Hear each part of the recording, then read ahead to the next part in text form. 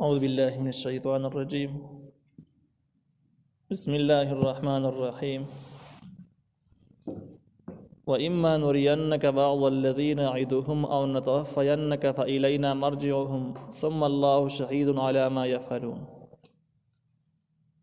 سورة یونس 46 نمبر آیت. په دې 46 نمبر آیات کې د مشرکانو د عذاب ذکر دی چې مشرکانو د پاره د دوی د کفر او د ظلم په وجه چې کومه سزا مقرر شوې ده هغه سزا په مقرره وخت باندې دوی ته خامخا ملويږي. البته ممکن ده چې په دنیا کې هم د عذاب راشي او ځنې یې دوی ته ملاو شي، لیکن په دنیا کې که دوی ته ملاو نشول نو په آخرت کې به ته خامخا ملويږي. دا د آیت حاصل دی. الله تعالی نبی علیہ السلام ته وایي و اما نرینک، او که چېرته کې موږ وښیو تا ته بعض الذین نعدهم بعضې حصه د هغې عذاب چې موږ یې دوی سره وعده کړې ده چې د کفر په وجه باندې به دغه عذاب دوی ته میلاویږي.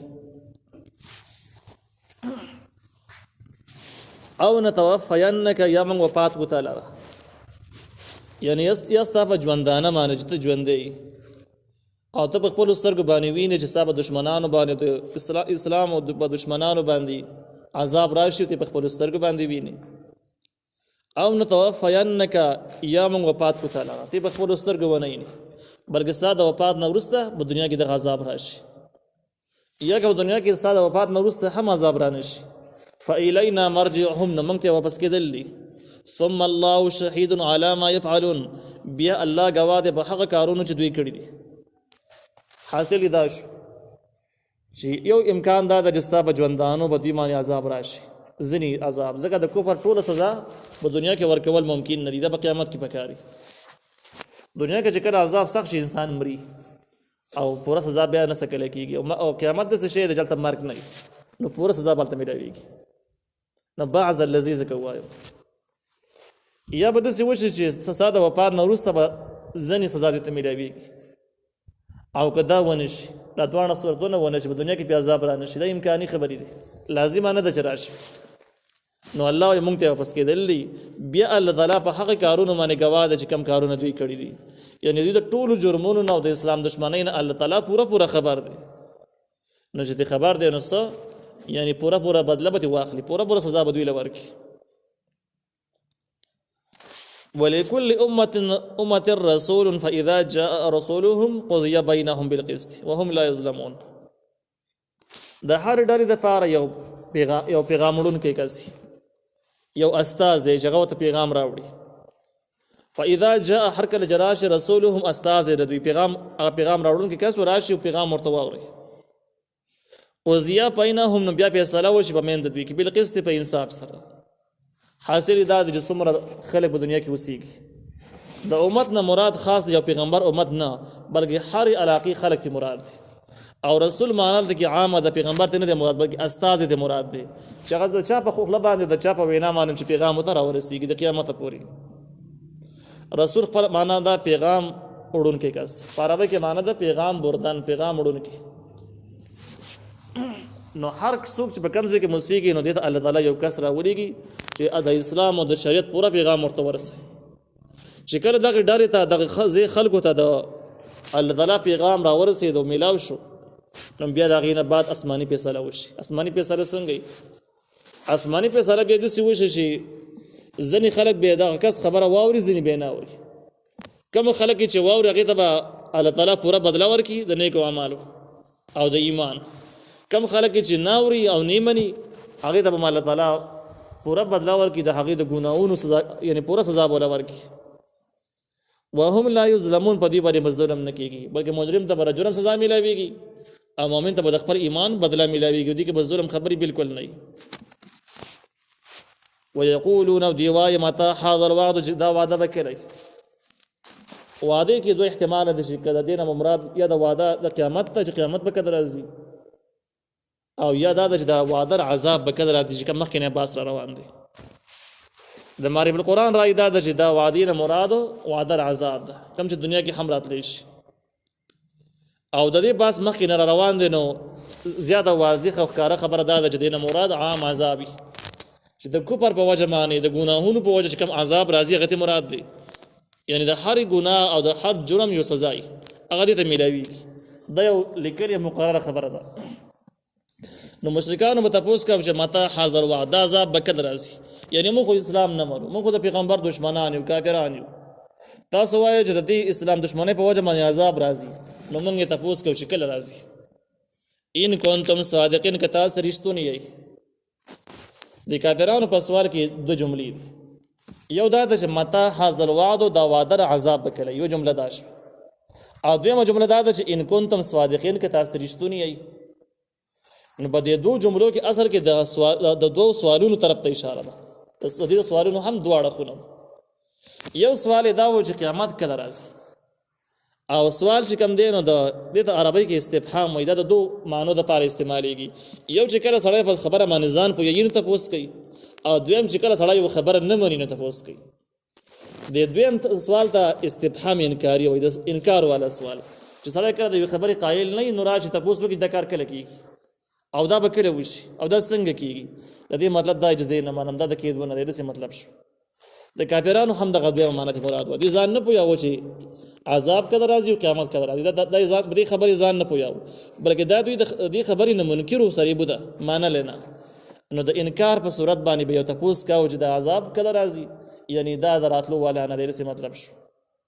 او دویم دا چې ان کنتم صادقین که چېرته کې تاسو رښتونی یئ. نو اوس عذاب الله را لیږي او مسلمانان ته وایي که تاسو رښتونی یئ. دې کې د دوی یو بل مطلب ته اشاره ده چې که د عذاب واقع راځي نو په دې کې به د مسلمانانو لاس وي، د دوی به اختیاري او په موږ باندې به نازلولی شي. نو هغې کې مسلمانان مخاطب کړل چې که تاسو رښتونی یئ. یعنی مطلب یې د کافرانو عقیده دا وه. اولنۍ عقیده دا وه چې د عذاب نشته، دویم که عذاب وي نو په دې عذاب کې به د مسلمانان هم ملوث وي، یعنی دوی به کې هم څه اختیار چلیږي. څه مطلب؟ یا به دوی په خپله نازلوي یا به الله تعالی ته ووایي چې د عذاب پې نازل کړي، نو الله به نازل کړي. نو په دې عذاب نازلولو کې د مسلمانانو اختیار ګنې شته دی. دا د دوی سوالاتو خلاصه شو. نو الله تعالی اولنی جواب چې کوم دی نه د دویم سوال جواب اول ورکړی دی. ان کنتم صادقین والا سوال جواب اول ورکړی دی چې تاسو دا فکر لرئ چې مسلمانان په دې عذاب نازلولو کې اختیار لري، نو دا خبره نشته. قول ورته وایه لا املک لنفسي ضرا ولا نفعا. زه نه مالکېږم د خپل ځان دپاره ضرا د دفع کولو د تکلیف، ولا نفعا ان نه فایدې حاصلولو. یعنی کوم اختیار چې ما الله را کړل د هغې نه اخوا ځان دپاره نه فایده حاصلولی شم او نه ځان نه ضرر دفع کولی شم. نو د عذابونو نازلولو او نه نازلولو سره زما څه تعلق دی، په دې کې مې کار نشته. الا ما شاء الله، مگر هغه چې الله یو غواړي. بس الله چې کوم څه غواړي هغه کېږي. زه په دې کې خود مختاره نه یم چې یو کار په خپله مرضۍ باندې وکړم. لکل امة د پاره د هرې ډلې اجل یوه نیټه ده. دا دویم سوال جواب دی. دویم سوال چې کوم اول ذکر شي او هغه دا و چې متا حاضر وعد او د عذاب به کله راځي.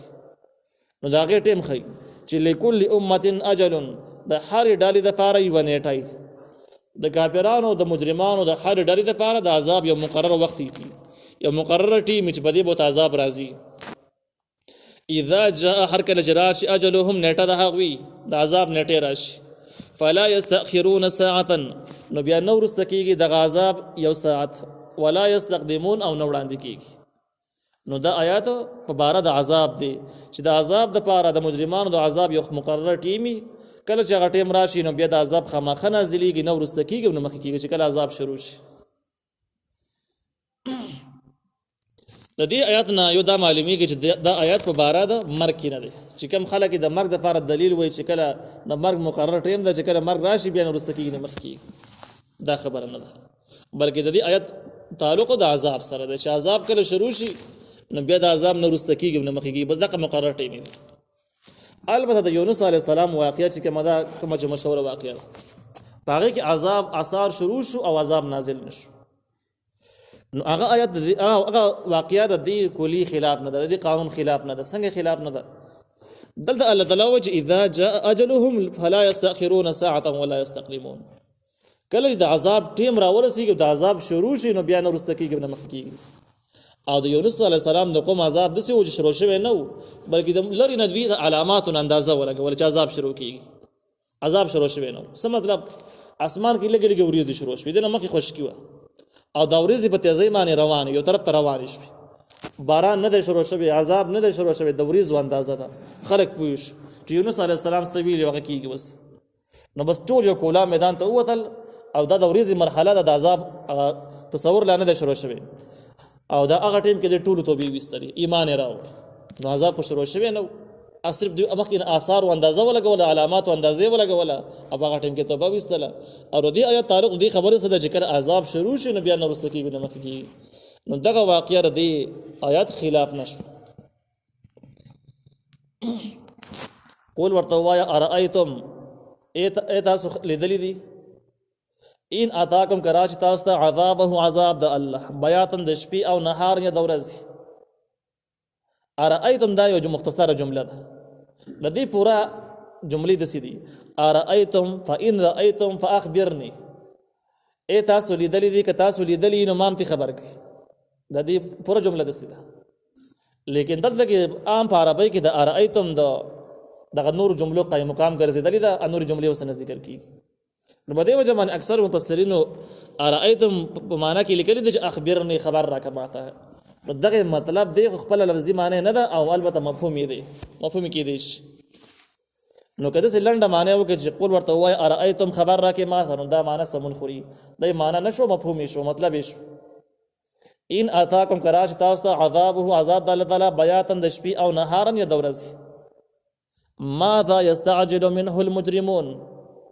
نو څه شی دی چې مجرمان په جلتۍ سره غواړي په دې عذاب کې؟ دا د دې د سوالاتو یو تفصیلي بل جواب دی، دریم نمبر جواب دی. د دې جواب حاصل دا دی چې تاسو وایئ چې عذاب به کله راځي او د عذاب که تاسو رښتونی یې نو اوس یې نازل کړئ. زه به زه منې مخکې د دوی دا خبرې ترې شوي دي چې دوی به دا بار بار دا خبره کوله چې که دا قرآن رښتونی په موږ باندې کاڼي راوروه او که د عذاب رښتونی نو اوس یې را نازل کړه. دا خبرې به دوی کولې. دلته کې وایي چې کله به د کله باران دغه ده چې که تصاب لاس راسي نو نازلې که دغه مطلب دی. نو دې ځکه کې یو دریم جواب په بل انداز ذکر کېږي، هغه دا د عذاب خو تاسو باندې خامخا راځي.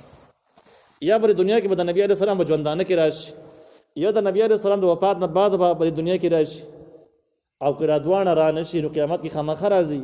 لیکن سوال دار تاسو نه چې عذاب کله نازل شي، نو عذاب خو څه شي نه دی.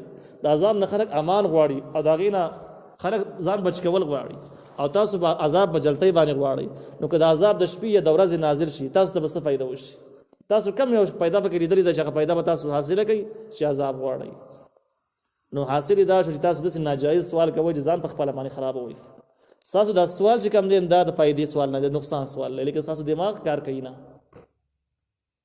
الله وی ثم اذا ما وقع امنتم ثم اذا ما وقع امنتم به. ای بیا کله چې د عذاب واقع شي تاسو به ایمان راوړئ په دې باندې. الان